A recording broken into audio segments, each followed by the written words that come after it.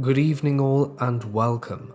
Tonight we've got some pretty horrifying stories, natural disasters, near deaths, and deadly animal encounters. A whole range to sink your ears into tonight. So get comfortable, follow me on Twitter, and let the darkness take control.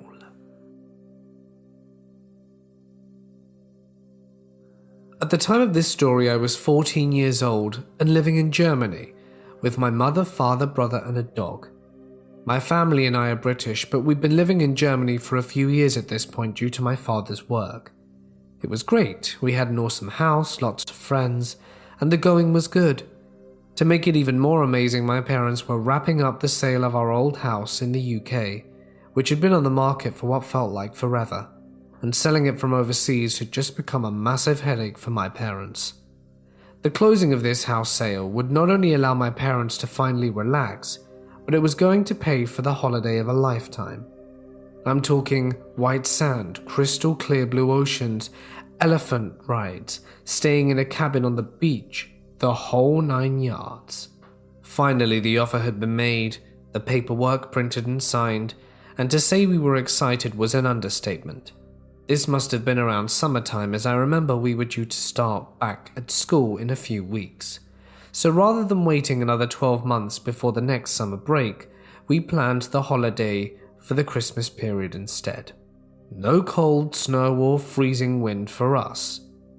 A short time passed and I came home one day, and my brother and I knew something bad had happened. My dad had come home early from work. There were many phone calls being made, and my mother looked absolutely furious. "What happened?" I asked Mum, hoping to God I wasn't in trouble. "He pulled out," my mother stormed as she slammed the pots down to get dinner ready. The bloody actually pulled out of buying the house. Can you believe it? "What? No!" my brother and I both exclaimed. "Yes. So after signing everything, he then has the cheek to ask us to drop the asking price about 5k. I don't bloody think so. He can forget it." My mother calmed down after a bit and sadly told us that it would mean no exotic holiday. We had to stay home instead. We reassured her it was fine despite feeling incredibly disappointed. My brother was 8 at the time and we were really close, so we'd already planned all these amazing activities that we were going to do while we were out there. So sadly the sale was called off and we stayed home for Christmas. The year, however, was 2004, and our destination? The coastline of Sri Lanka. I woke up that Boxing Day only to be greeted by the horror of the most destructive and deadly tsunami in living memory. The coastline, the homes and businesses, and almost 250,000 people just suddenly wiped away in the blink of an eye. I was glued to the TV for most of that day, too horrified to look away, just watching the death toll rise and rise. Newscasters kept showing the before and after photos, and I recognized the wooden cabins we wanted to stay at. We never would have stood a chance. I'm 29 now, and to this day still carry an enormous sense of guilt, and I try to avoid talking about it whenever weird events come up in conversation. So to the bloke who messed up our house deal and ruined our family holiday, thank you for saving our lives. This was a few years ago, on a night scuba dive. There were 8 of us in the group, including our dive master and his assistant. We had just finished our dive and were gathered up in a circle ready to ascend and get out of the water when my dive master freezes. He takes his flashlight and pointing it outside our circle of divers, he catches something circling us with the beam. Turns out it was a 12-foot-long great white shark. At this point, half the group are trying to keep the shark illuminated as it circles us, and remarkably everyone stayed calm.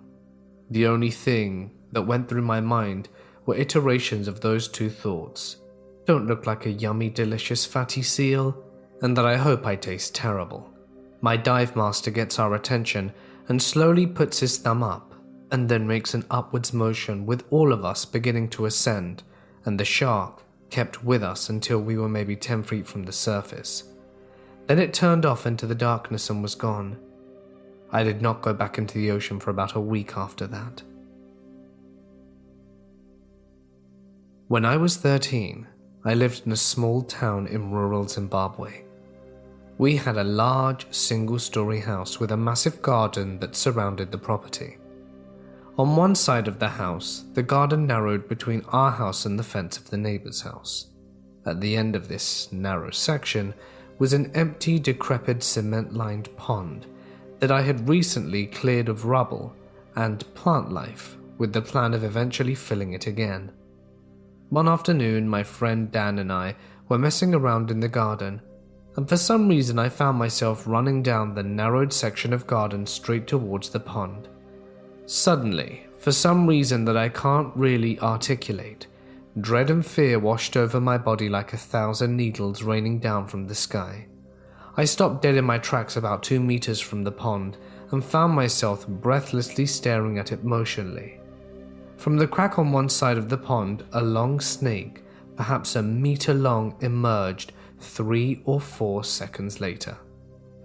It was a Mozambique spitting cobra, a large, aggressive, and extremely venomous snake that wouldn't hesitate to bite or spit at threats. Like a 13-year-old boy running past its new home in the wall of the pond, for instance. I slowly backed away, and the pond was filled with sand the next day. To this day, I don't know what it was that stopped me dead in my tracks, but if I continued, perhaps I wouldn't be here today. I work as an engineer in a data center cooling plant. We're responsible for basically everything in the building: mechanical, electrical, HVAC, plumbing. So the engineer I'm relieving tells me there's an odd sound coming from the Con Ed vaults. This is where huge transformers are that step down the 26,000 volts or so to a voltage the building can actually use. We're not allowed in those vaults. They're locked and only Con Ed has the keys. So he leaves and I take a walk by the vaults. I had never actually heard electricity arcing through the air before, but I knew I was hearing it then. I called Con Ed's emergency line and told them to get out there ASAP. A crew of 2 guys showed up. They seemed calm and disinterested in the elevator all the way up. "It's probably just a contact chattering," they said. We got off the elevator and they start heading down the hall. The sound was way louder now. We weren't even near the vaults and there was no mistaking it. Both guys stopped dead in their tracks and kind of hunkered down. I saw the color drain from them. I wasted no time getting back in the elevator. If you've never seen a video of a large transformer explosion, go to YouTube. These transformers are not like the ones you see up on utility poles. They're as big as a couple of trucks stacked on top of each other. Anyone on the floor, when one of them cooked off, would be gone. And we have 8 of them. Eventually, the con guys got in, but not before cutting the power to the entire building. They called in right away, cut the power, then a bunch of more Con Ed guys showed up to check out the damage. Apparently there's a conductor at the top of these transformer called a hammerhead. The insulation had burnt right off, and it just got worse from there. Everyone in the utility was glad we caught it when we did.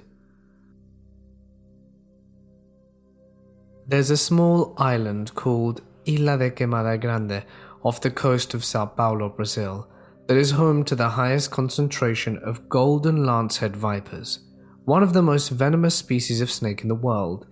They are unique to this island alone, and its venom causes your flesh to rot off to your bones. The island is so densely packed with these snakes that there are up to 5 snakes per square meter on this island. You could stand anywhere on the island and be no more than a few feet away from a golden lancehead viper. Apparently there was only a lighthouse keeper who lived on the island with his family, but they didn't survive long. After a while, snakes crawled through their windows. Panicking, they ran outside into the forest where they were confronted by thousands of snakes, and were bitten numerous times running through the forest, hanging overhead by branches. They all died before they could reach their boat, and their bodies were found scattered through the forest later by a Navy vessel making a routine supply stop. There was also an attempt to build a banana plantation on the island, but that quickly ended in disaster as all the workers were dying from the vipers. The island is forbidden to civilians by the Brazilian Navy. This was around 2007-2008. I was about 12 at the time, and me and my dad were heading up to Cape York. It was a good few days' drive to Cairns from where we lived in Bundaberg, Queensland, and we were in no rush. We finally got into Cairns at around 10:30 p.m. We were both really excited to cross the Daintree River and really start the adventure. It was decided that we would hang out at my uncle's place for a few days, as we didn't see him often. My uncle is a dead-set straight out of the 70s, Lennon glasses wearing pot-smoking hippie musician guys. He also loved fishing, and his favourite place to go was the Daintree. Anyway, the morning rolls around and we head out to launch the boat at around 6 a.m. and fish away for most of the day. Didn't catch anything, but we were kept entertained by my uncle telling us all his stories. As the sun is beginning to set, we head over this little spit of white sand way over the side of the river. My uncle was dead set that he could find his way back in the dark, so we hung about on the little private beach talking, drinking and cooking a lamb roast in the campfire oven. Now, for those of you who don't know, the Daintree has a bit of a lizard problem. And when I say lizards, I mean huge-ass crocodiles that will mess you up 8 ways to Sunday.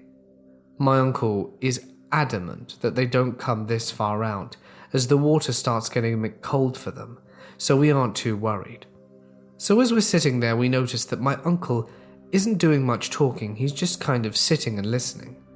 We ask him what's up, and he sort of motions us to shut up. We don't really hear much at all, but he's got the both of us pretty spooked.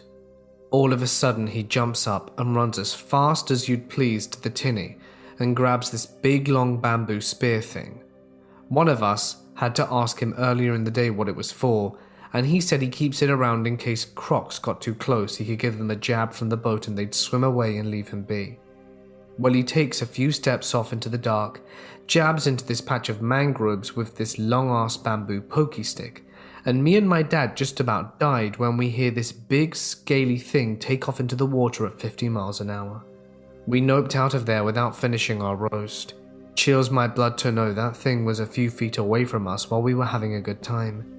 If any of us would have walked off in that direction for a slash, we'd have been chomped for sure. Quite a number of years ago, on my first trip to Africa, I was staying in a group campground in the Serengeti. The camp had quite a number of tents and was approved by the park management and was allotted one ranger with an AK-47 that looked like it was from the 70s. He patrolled around at night, but the camp had no barrier and he couldn't be everywhere. I was on my way back to my tent after playing cards into the night with those old crappy headlamps, which I had pointed to the ground. The camp was mostly empty, and my tent was at the farther end of where people were staying. I was watching my step as I looked, and the wash from my headlamp gives off enough light for me to see 2 pairs of eyes, one amber and one blue, stare back at me from about 20 feet away in the dark. I can't see what it is, they're just staring at me. Not small eyes either, probably about 2 or so feet off the ground. There's a point where you're so absolutely terrified your entire being goes into overdrive. Fight or flight doesn't ever happen. You can't feel anything, your body continues to work on its own accord, but all your mental capacity is focused on what's right in front of you. No adrenaline, almost like an out-of-body experience. I'm completely unaware of it, but I continue to walk, and since I don't show any change of behavior, the eyes turn off me and walk away. I go into my tent as calm as can be, just in complete shock, climb into bed, and wake up the next morning, bring the ranger over and find the tracks. Those eyes belonged to 2 spotted hyena pack hunters, on par with lions. I've had other encounters in Africa over the years, but that's been the only time I've ever been alone in the presence of a superior number of predators without any kind of weapon to defend myself, especially at night. This story takes place nearly 30 years ago now, and is a memory I have spoken a lot about in therapy. The day was like any other. I got up in the morning, tired, and really couldn't be bothered to leave for school, but my mother was at my door nagging at me to get up. I open my eyes and take a good look around my room, spot my uniform on the chair from yesterday, and get ready to have a shower. Within about half hour, I'm ready to leave to school. I put on the bare minimum of makeup that we were allowed to wear and go sit at the table to have breakfast. I see my brother watching TV, and my dad is reading the newspaper. My mum looks like she's getting ready for another day of doing whatever she does at home, cooking, cleaning, and the like. She was also about 8 months pregnant. So we're just there having small talk before I look at my watch and realize I have to make the groggy journey to school. I walk down the 5 or 6 flights of stairs until I get to the bottom floor and slowly make my way out. I make the bus in good time and reach school before the bell. Now, school was a blur, and I don't remember what time it happened exactly, but from one moment to another, the ground started to shake. Earthquakes are not that uncommon where I live, but this one was different.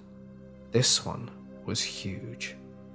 We were instructed to all get underneath our desks. We all had individual desks at the time, and so we did. I could hear girls crying near me, even guys. Everyone was frightened. The ground was shaking, the ceiling. I was so scared it was going to collapse on me, and thankfully it did not.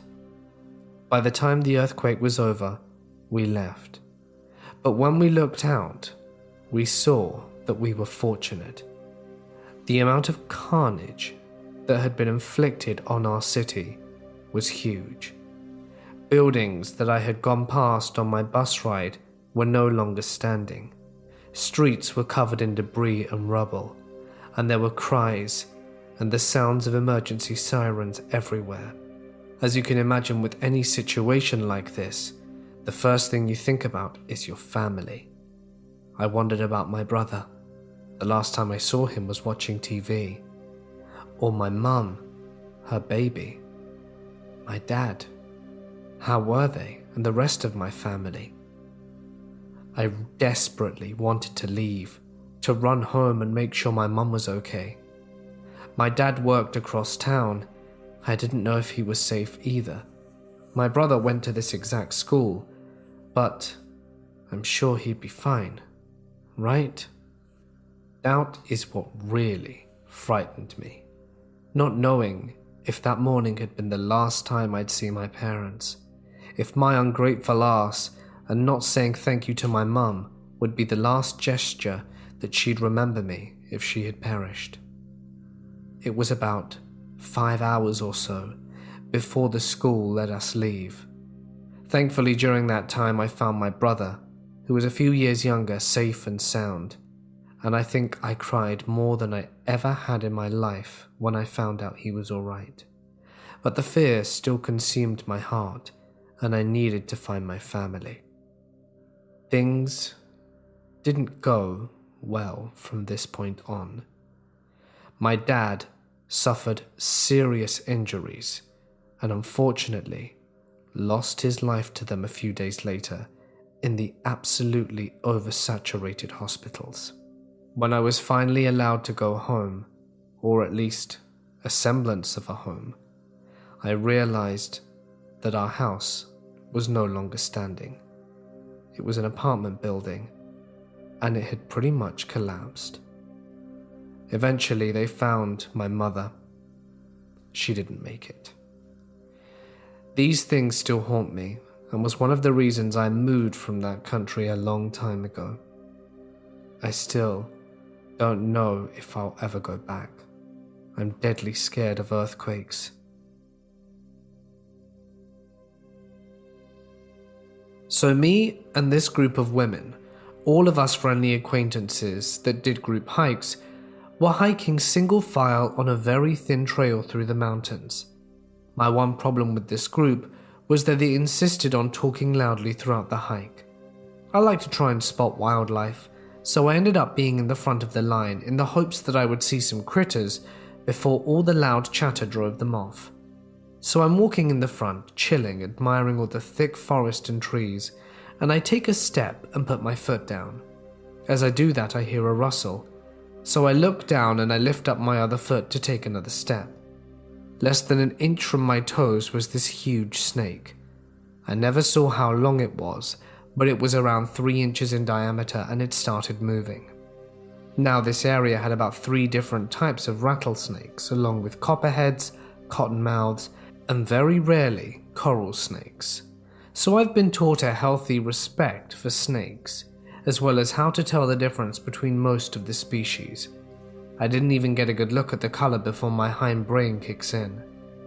This huge jolt runs through my body, like I stuck a fork in a socket.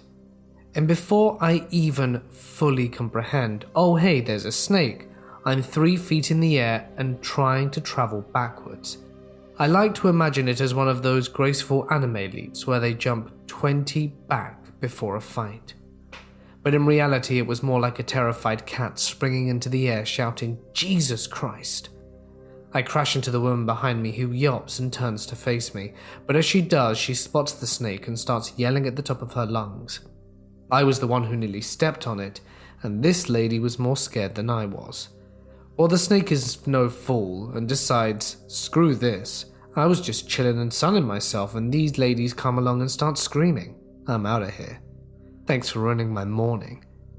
It slithers off into the undergrowth, and when it does, I see that its scales are pitch black. It is literally just a rat snake, both harmless and friendly.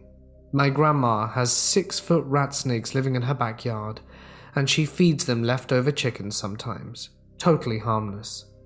I felt like one hell of a fool, but that snake scared the bejesus out of me, and one of the other women took up the head of the lion for quite some time afterwards. I used to climb at Joshua Tree a lot a decade ago, so we would camp there frequently. One Halloween we were hanging out by the fire and a group of 3 guys walk up and ask if we wanted to head to the Chasm of Doom. Without hesitation I replied, yeah, sure. My friends were less enthusiastic, but I was able to convince them to come along. This place had a certain amount of legend surrounding it in jade tree climbing circles, so it was somewhat known to us, but we still had yet to get there. This was pre-Instagram, so there wasn't much info on it at the time, other than how to get there and its Talus Cave. As we walked over, the guys were filling us in on the tradition of the chasm. Always take first timers at night, no headlamps or lights allowed. The leaders shout beta. Instructions were to go on, what to avoid, and how not to die. If you have to follow it, you want to make it through. If you cheat and use a light while in there, you risk upsetting the spirits or something, and we laughed that off. As we reached the end of our walk to the entrance of the cave, one of our guides asked if any of us had claustrophobia issues. I laughed and asked why, to which they described the birth canal, a horizontal crack that you have to wiggle through at some point in the cave that was very cramped. After hearing this, one of my friends noped out of there, and being that the other friend and he were dating at the time, they both decided to leave and return to camp. That left me standing at the base of a hill ready to scramble up the mouth of a cave with 3 strangers I'd met 15 minutes ago to be led through, blind. Sounds perfectly safe and rational. We scramble up over boulders, under boulders, past yucca sprouting from cracks, rats scurried around, and the moon was starting to rise above the mountains across the valley as we reached the mouth of the chasm. It was a vertical crack no more than a few feet wide.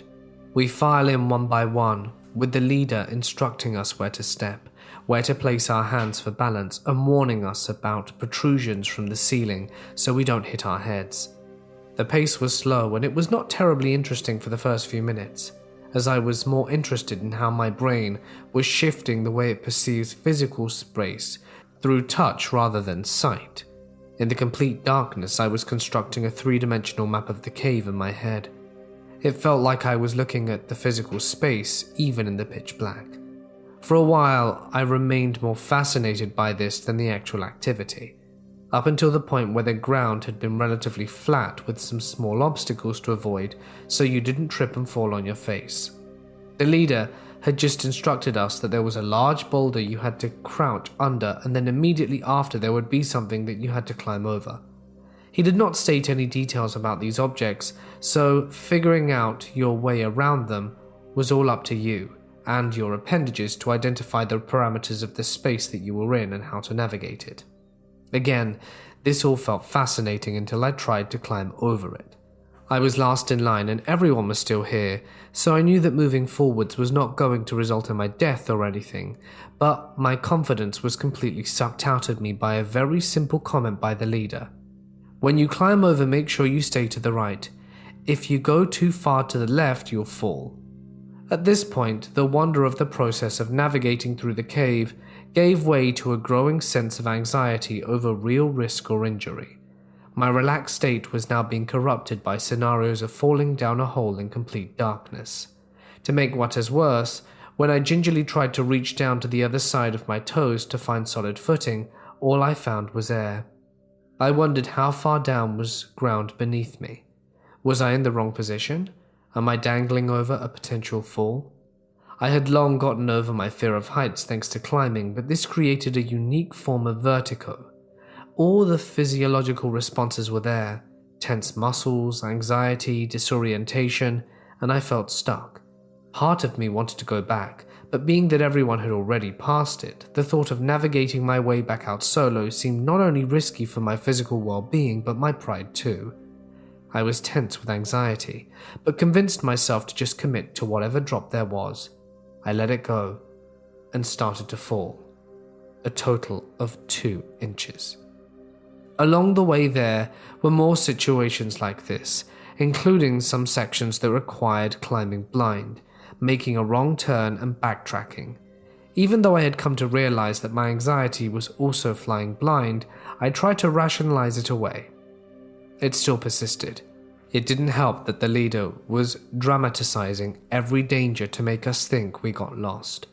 We all talked crap to lighten the mood when it got too much. Finally, we got to the birth canal.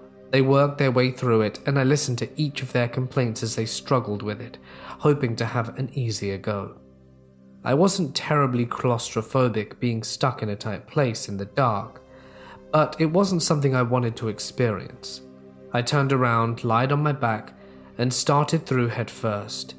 If you can imagine a penguin trying to move between 2 mattresses on his back, you can imagine the position I was in. Movement was slow and restrained. My back slid on a slab and my chest was pressed against the roof. I got stuck. I had to back out a bit, move in a slightly different trajectory, and find a spot that had more clearance.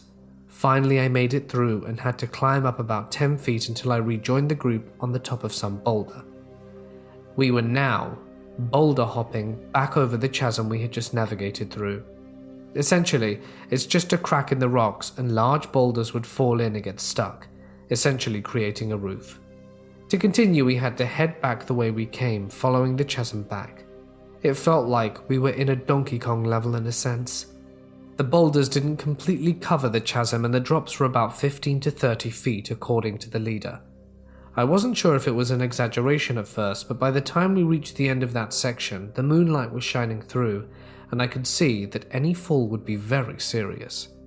Finally made it to the top and climbed some sketchy slab to get a great view of the valley being lit by the moon.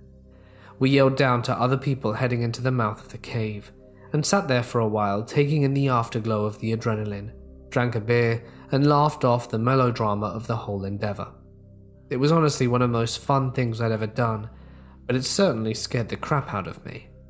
We then had to find our way down, which ended up requiring some awkward down climbs as we ended up going the wrong way. At least we had the moon for that part. My boyfriend and I were doing a road trip around Scotland last year. We were sleeping in the car during the nights and would get up, pack everything, and head somewhere else the next day. One night we stayed in this gorgeous bay right by the sea. Beautiful sunset, lots of other campers, it was ideal. We liked it so much we wanted to hang around the area a bit longer, so the next night we stayed in the same bay. However, when I got back to the bay to set up camp for the night, there was no one else there. Bit weird, but whatever, no big deal. It was late when we arrived and it was already starting to get a bit dark. My boyfriend started cooking dinner. As he was doing so, I decided to take some rubbish over to the bins about 100 feet away. I got to the bins and suddenly heard this weird hissing sound at the top of the cliffs next to us. It just kept going on and on up there, then it stopped, so I thought it might be owls. They do weird stuff like that, right? Then I heard it again, only this time it was coming down the cliff to my level, and it was approaching me. I shone the torch around, but couldn't see anything, so I legged it back to the car and told my boyfriend. He sort of shrugged and carried on cooking, then suddenly stopped. He looked off to where I heard the noise for a moment, then started packing the car. I asked him what was going on, but he just said to keep packing. We got in the car, packed up, and we were preparing to leave when headlights came from down the lane. A police van drove past towards the end of the bay and looped back and left again. No idea what that was about. Either way, we left the bay and found somewhere more populated to stay. When I asked my boyfriend why he'd wanted to leave so quickly, he said he heard the exact same thing I had heard, the hissing from up the cliffs, descending to our level and approaching, getting louder. Noped right out of that place the very next morning. A couple of friends and I drove into a horror movie once, by accident. It was either late November or early December, about 5 or 6 years ago. I was deeply religious at the time, and we were heading to one of those living nativity things where they have pretend actors to be the Virgin Mary, Joseph, the wise men, etc. And they kind of put on an outdoor show. It was held at a Christian campground outside of a nearby city, and we didn't know the area very well. We had someone give us directions. This was winter in the US, so it was already getting dark when we set out. We got to the area just fine, but we forgot the name of the exit we were supposed to take to reach the grounds. Luckily, the campgrounds had a big sign right next to an exit, so we assumed this was the way to go. We took the road and thought nothing of it. Crisis averted. The city this campground is next to is actually pretty large, and the exit we took is very close to a shopping district, so it wasn't like we started in the middle of nowhere. But very abruptly the exit turned from civilization to deep woods. We thought, well, it's a campground, so that's about right, and carried on driving. Pretty soon we passed a clearing on the right. The clearing was maybe 50 feet, and then woods again. And at the very edge of the woods, it wasn't full night yet so you couldn't see, was this huge stone gate with wrought iron doors. It looked like a cemetery gate, but it didn't lead to a path or anything, just trees. Had no fence around it either, just gate. So we kept going, remarking to each other that it was kind of creepy, but still we didn't think much of it. It was starting to get foggy at this point. I felt like maybe I should point out that despite it being winter, it wasn't that cold, and there wasn't any snow. A little while later, we came to some houses, and this is where things got weird. The first house was just standard white suburban house, but in the driveway, which was very short, was a van with all the doors open. The hazard lights were on too. The car was on, but nobody was in or around it, and the house was completely dark. We were a little nervous now, wondering if maybe something bad had happened, like an accident or something, and the driver of our car slowed down to look. Then my other friend in the front pointed ahead, and it turns out all of the houses on the street were like this on both sides of the road.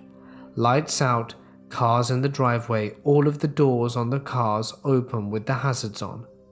At this point we were more than a little freaked out, thinking we'd driven straight into Silent Hill or a particularly mean prank if nothing else. Though it seems a little strange for it to just be a community-wide prank in the middle of winter, nowhere close to Halloween. We still haven't seen any people, mind you. For whatever reason, we still continue to drive, maybe to get out of there faster. There was a little bend in the road, and the instant we started through it, this massive black dog, sort of German shepherd looking thing, came out of nowhere and ran full tilt to the driver's side of the car. I'm still not sure if the dog actually made contact with the car, but if not, it did get incredibly close. After charging at us, it didn't retreat either. It stayed in the road, barking its heads off. Our driver did a quick U-turn and we got out of there as fast as possible, ditching the nativity thing, and never tried to go back. We found out when we got home and talking to the person who gave us directions that it wasn't even the right exit we were on. And now, several years later, we're not exactly sure which exit we took that night. All I know is I'm glad we chose to get out of there when we did. I didn't want any part of whatever was going on that night. Hard pass, no thanks. When I was 12, my family, including my mum, my dad, my sister who was 16, and our dog, Dawn, moved into a mobile home in a mobile home park. I was a horrible child. I had no respect for my parents or their rules and ran away on several occasions. My parents were at the end of their tether, so they signed me up for 4-H and brought me my first pair of chickens. As I got further involved with the showing and showmanship, I acquired a good flock of chickens and needed a place to house them. My 4-H leader lived at a dairy farm across the street of the mobile home park and offered a good chunk of land to build an aviary. My 4-H leader, Mrs. Johnson, had a daughter my age, and we became fast friends. I went to the dairy every day and was shown all the daily happenings of dairy life. My favorite place was the sick pen, as I was going to be a veterinarian. I helped the vet and was even taught how to pull a calf if their mother was having trouble. I stuck my arm up there, but my arm wasn't long enough, and the vet let me help pull, and I got to tend to the calf once it was on the ground. Now to the meat of this story. My friend who lived in the dairy would love taking off our shoes and socks and walking through the cow pens, where there was thick manure, and it was slowly moving across the deep parts. We would get manure up to our legs and all over our clothes. The smell was horrible. One day we were walking through the pens, and I always knew the pens that held the bulls, and I knew better than to go into them because bulls can get pretty aggressive when they're protecting their ladies. Sandy and I are nearing the middle of the pen when I look back and she's sitting on the pipe coral just looking at me. I was confused until I saw the herd of cows part, and out steps the bull. We're staring at each other, and I notice which bull he is. It's Hurricane, the meanest bull at the dairy. I take a step back, but I'm in the deepest part of the manure and my feet are sticking. I take a step, and he takes a step, and he starts to snort loudly, telling me he's coming for me. I turn and try to run, but my feet are not working, and with every step I take, Hurricane takes 2. I'm heading for the pipe coral, and just as I'm throwing myself headfirst into a diving motion through the pipes, I feel his head touch my feet as I fall to the ground in a sticker bush. Sandy and I never walked through the pens again, and we slowly lost interest in our friendship. I guess our friendship was held together by manure. To this day, every time I drove by one of the dairies and smelled the wafting scent of manure on a foggy day, I remember all the fun I had at the dairy, and also the day that I was nearly killed by Hurricane. I had the pleasure of going on the Chernobyl tour 6 years ago in May. Kiev was so incredibly beautiful. Seeing what happened is devastating, but the tour was creepy. More mosquitoes than I've ever seen in my life. Only buildings we had free range in was an old elementary school.